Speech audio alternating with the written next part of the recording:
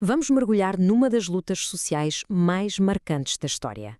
Uma que não só moldou a Roma antiga, mas que também nos diz muito sobre poder, justiça e, claro, sobre a capacidade de mudar as coisas. Esta é a história do grande conflito entre patrícios e plebeus. Para começar, vamos fazer aqui um pequeno exercício de imaginação. Pensem o que seria viver numa sociedade onde as leis são basicamente um segredo.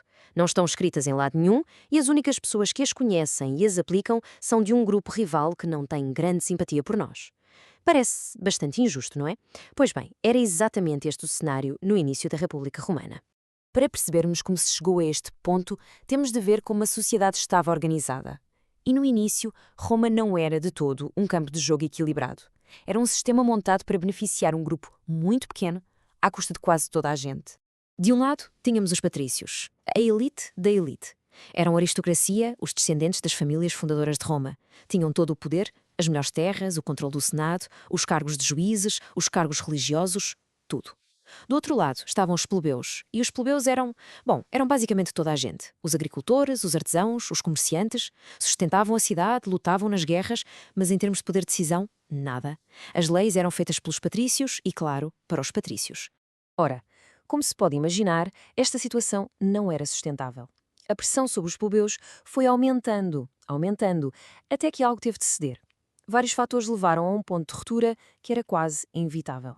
Um dos maiores problemas era, sem dúvida, a dívida. Reparem bem neste ciclo terrível. Um agricultor plebeu era chamado para lutar no exército. Enquanto estava fora, a sua quinta ficava ao abandono, sem dar rendimento. A família precisava de sobreviver, por isso ele era forçado a pedir dinheiro emprestado, quase sempre a um patrício rico. Quando voltava da guerra, sem forma de pagar essa dívida, acontecia o impensável, podia tornar-se escravo de quem lhe emprestou o dinheiro. A base legal para isto era uma coisa chamada nexum. Esta lei permitia, na prática, a escravatura por dívida. E não se tratava apenas de perder as terras, não. Tratava-se de perder a própria liberdade, deixar de ser um cidadão para se tornar propriedade de outra pessoa. Era uma das maiores fontes de revolta para os plebeus. E foi assim que, em 494 a.C., aconteceu algo extraordinário. Os soldados plebeus, a espinha dorsal do exército romano, receberam ordens para marchar para mais uma guerra. Mas desta vez recusaram. Em vez de irem para a batalha, marcharam para fora da cidade e acamparam numa colina ali perto. Basicamente, fizeram a primeira grande greve geral da história.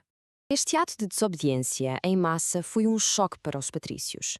De repente, perceberam que sem os plebeus não conseguiam defender Roma, nem manter a economia a funcionar. Foram obrigados a sentar-se e a negociar, o que levou às primeiras grandes vitórias dos plebeus. A conquista mais importante foi, sem dúvida, a criação de um novo cargo político, o tribuno da plebe. Eram magistrados eleitos diretamente pelos plebeus com um único trabalho: proteger os seus interesses. E para isso, deram-lhes uma arma incrivelmente poderosa. Essa arma era o veto. A palavra veto em latim significa literalmente eu proíbo. E era isso mesmo. Um único tribuno da plebe podia chegar ao pé de um magistrado patrício e dizer veto, e a lei ou a ação que estivesse em causa era cancelada. E imediatamente, pela primeira vez, os plebeus tinham uma forma real de se defenderem. Ter o poder de veto foi um passo gigante, mas não resolvia o problema de fundo. As leis continuavam a ser um segredo. Por isso, a luta continuou e o próximo grande objetivo era a transparência. O argumento dos plébeos era simples. Como podemos obedecer às leis se não sabemos quais são? Eles exigiram que todo o Código Legal de Roma fosse escrito e tornado público. Isto ia acabar com o poder dos juízes patrícios de interpretar ou até de inventar as leis como lhes dava mais jeito. E, finalmente, depois de muita pressão, em 451 a.C., os patrícios cederam. O resultado foi a famosa Lei das 12 Tábuas. Foi um momento absolutamente decisivo. Pela primeira vez, as leis romanas foram gravadas em placas de bronze e expostas no fórum, bem no centro da cidade. Agora, qualquer cidadão podia ir lá e ler os seus direitos e deveres. E embora muitas leis ainda fossem bastante duras, o princípio fundamental era que se aplicavam a todos por igual, patrícios e plebeus. Mas a luta estava longe de terminar. Com as leis finalmente escritas e com o poder de veto, os plebeus começaram a olhar para os últimos bastiões do poder patrício, os cargos mais altos do governo. Foi um processo longo que demorou quase 2 séculos. Em 445 a.C., foi permitido o casamento entre as duas classes, o que quebrou uma enorme barreira social. Depois, em 367, uma vitória gigante. As leis Licínias Céstias abriram o cargo de cônsulo aos plebeus. Mais tarde, em 326, o odiado Nexum foi finalmente abolido. E o golpe final veio em 287 a.C., quando a Lei Hortência determinou que as decisões da Assembleia dos Plebeus passaram a ser lei para toda a gente em Roma, incluindo os patrícios. E só para se ter uma ideia da importância de abrir o consulado, havia 2 cônsules e eles eram, na prática, os presidentes da República. Comandavam o exército, geriam o governo, eram as pessoas mais poderosas de Roma. Permitir que um plebeu chegasse a este cargo, bem, isso mudou completamente o jogo.